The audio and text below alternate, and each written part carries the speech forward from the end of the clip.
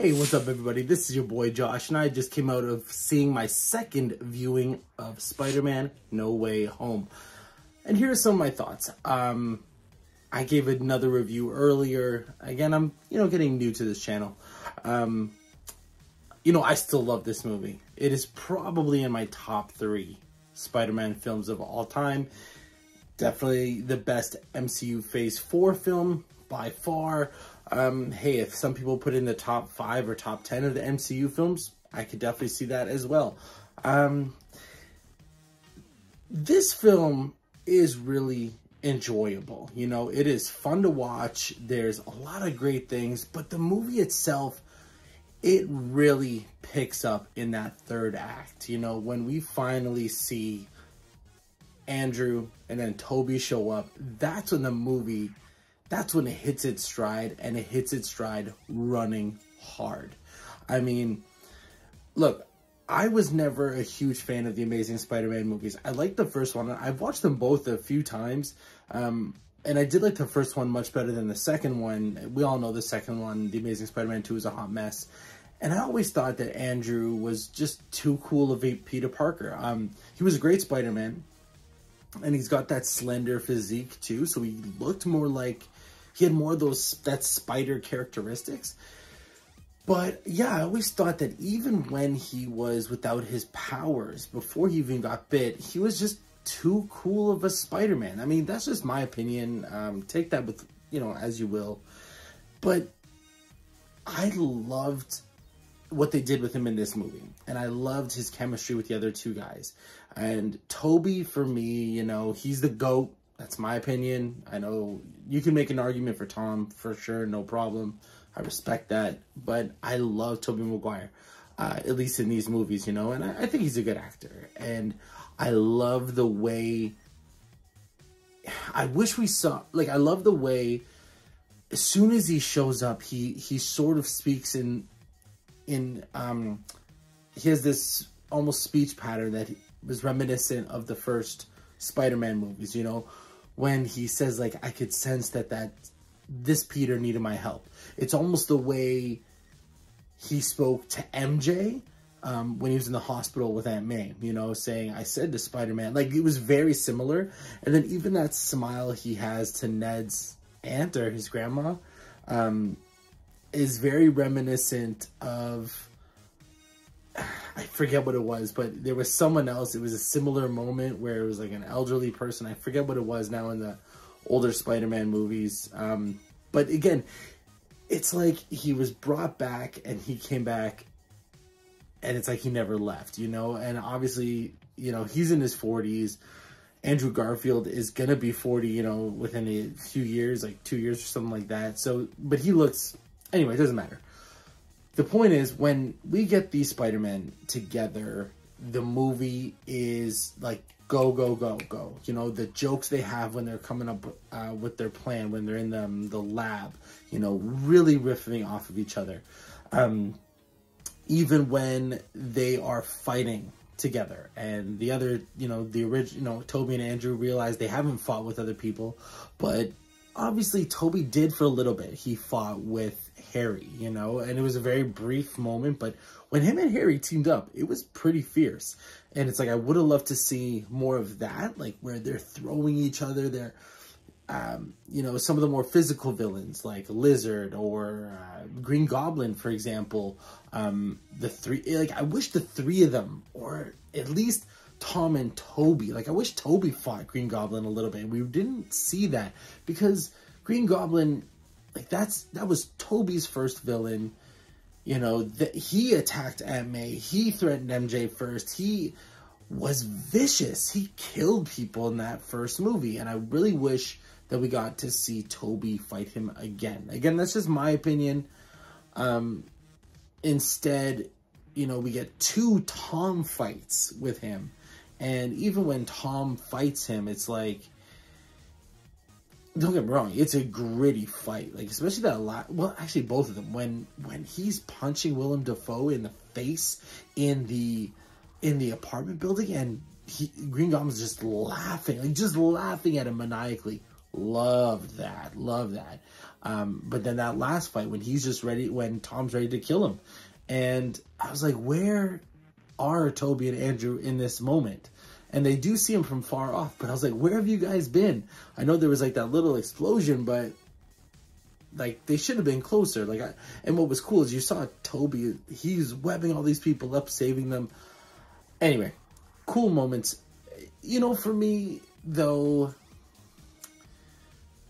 there are some glaring plot holes that I never understood. And, you know, the movie just kind of, you have to just believe it in a certain way. Like, how does everyone know that Nick Shield is off planet? Like, we didn't even know as the audience that he's been off planet for a year.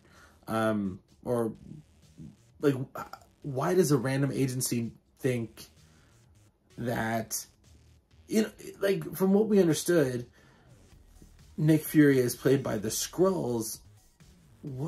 Like, we just assumed that he's been posing as Nick Fury for a while. So why does the government or whatever that random agency think that Nick Fury has been off world? How do they know this? Like, that's one thing that doesn't sit well with me. Why isn't S.H.I.E.L.D. coming to Spider-Man's aid? Why isn't anyone coming to his aid? Why are they defending Mysterio? Why don't more people know that Mysterio... You know what I mean? Like, it wasn't just... I thought it was more than just S.H.I.E.L.D. or just Nick Fury and Maria Hill helping Spider-Man out in the last movie. You know what I mean? In Far From Home. Like, I know it was the Skrulls as we found out, but I thought there was more to it. So, I don't understand. Why aren't any of the Avengers coming to Spider-Man's aid? You know what I mean? Like, these are things I don't understand. You know, I like how Toby and Andrew were brought in to the movie, but how does Ned just know how to use the portal? Like, how does he know? When it took Doctor Strange getting transported, like, first of all, a lot of practice and he couldn't do it. Then he gets transported to, you know, what was it, Mount Kilimanjaro or Mount Everest or something, somewhere. And it takes him getting thrown into that extreme circumstance before he can bring back, you know, or before he can use the sling ring, you know? So, and how does Ned just know how to do it practically? Just by saying those words and waving his hand? That kind of, I mean, maybe because he really wanted to see Peter. I don't know. It was I felt that was odd.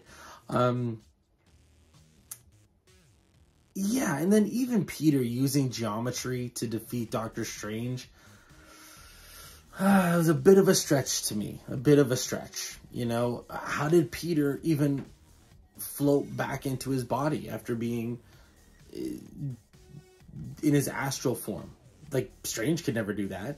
How did Strange not even just send him away? And how was Peter's body just moving? Like, these are things that it still doesn't make sense, that even with his spider sense, you know, it was hard for me to be like, okay. The other thing that was bugging me, and this might have just been the fact that maybe they didn't know which villains, which people they could have in the movie, but why were Sandman and Lizard always in their animal forms, or always in their, like, he was always sand? In the original movies, Spider-Man 3, Sandman still looked like himself unless he was really using his sand powers. So maybe they didn't know they were going to get Thomas Hayden Church for sure. And same thing with the Lizard. The Lizard, I thought he would go in and out of being in the Lizard form. So that to me was a bit of it was kind of annoying, to be honest. I was like, why aren't you reverting back to human, you know? But again, it's just little gripes that I have. Yeah, you know, but again, there's so many good things about this movie. Like, I love when Doc Ock shows up. When he first shows up and he's fighting Tom, like, same thing. I remember thinking in the trailer, but at the end of the movie, Doc Ock became a good guy. Toby used his words and was like, you told me to use your intelligence for good. And he convinced Doc Ock to destroy his machine, things like that, where with this one, you have to get the chip again. So I was like, okay, but, you know, so it took me a little while to buy that again, but I still liked how they did it. And same thing. So I guess what I was also wondering, and, you know, is that you get Doc Ock right from when he was killed, you know, right at the end of Spider-Man 2. So he's still the same age. Green Goblin must be the same age because he died, right? So he's got to be the same age he was, same, like, practically around the same time period. But Tobey, that Spider-Man, is much older, right? Like, even Doc Ock says, you've grown up. I love that moment, by the way. Like, see, that's the thing. I like the moments that they give us with Tobey and Doc Ock. Just that little moment, like, how are you doing? And he's like, I'm trying to do better. You know, I love that. And I would love to see that again somehow. I don't think we ever will, but, and, you know, I would have liked to see, I want to see another movie with the three of them. I hope we get it. I hope we get a movie. Get those three. Get Tobey as the mentor. You know, yeah, he's in his 40s, you know. Maybe the next time they do this, he'll be close to 50. Who knows? So get him back, but get him as a mentor. If you want to have him with a daughter, Mayday Parker, that'd be amazing, you know. What else? Get Miles in there. Get a live-action Miles, you know. That would be sweet. You got, like, 3 Peters, you got a Miles, you got a Mayday. You want to throw in another Spider-Gwen? Wicked, you know. And, hey, have it played by Haley Steinfeld. Like, why not? Just give her blonde hair. Why not? Like, that would be cool. But, you know, getting back to this movie, still a great movie. Really fun to watch. Really enjoyable. And the fan service is, you know, heartbreaking. Tom Holland, you know, he really does give his best performance in this one. And, you know, it's just, why, like, I still have a lot of questions. Like, why was Happy charged with stealing that stuff? You know, he works for Stark. He's the head of security. So, why was he charged with stealing in the first place? I don't really know. You know, and hey, obviously great to see Charlie Cox. Everyone gives us such a great performance. Heartbreaking at the end, you know, that Peter has to, you know, he has to give up, like, being in everyone's memory, making everyone take their memories away of him. You know, that's really heartbreaking. Same thing, like, why did they end up giving MJ the last name Watson? You know, Michelle Jones Watson. She's like, oh, I don't go by Watson. So, obviously, Watson is her dad's last name or something, and she doesn't like her dad. Which, little sore spot for me, I guess. So I didn't really like that throwaway line. Why, you know, why didn't they just leave her as just Michelle Jones, that MJ, and then give us another Mary Jane Watson or something? I found that, that was a little strange, you know, and a random, and again, just as a throwaway line. You know, again, Peter does say to the MIT scout, or MIT whatever, that, you know, Michelle Jones Watson and Ned Leeds should be considered and whatever. So I guess that's a reason, but you didn't need to name her Watson. You could have just left it as Michelle Jones and it would have been fine. Yeah. Anyway, those are my little random thoughts. Still a great movie. Have you seen it? I've seen it twice now. I could go see it again, to be honest, just for that last act alone. Really fun. Let me know your thoughts. Again, thank you for watching Mr. Josh Reviews, and I am Mr. Josh. See you on the next one.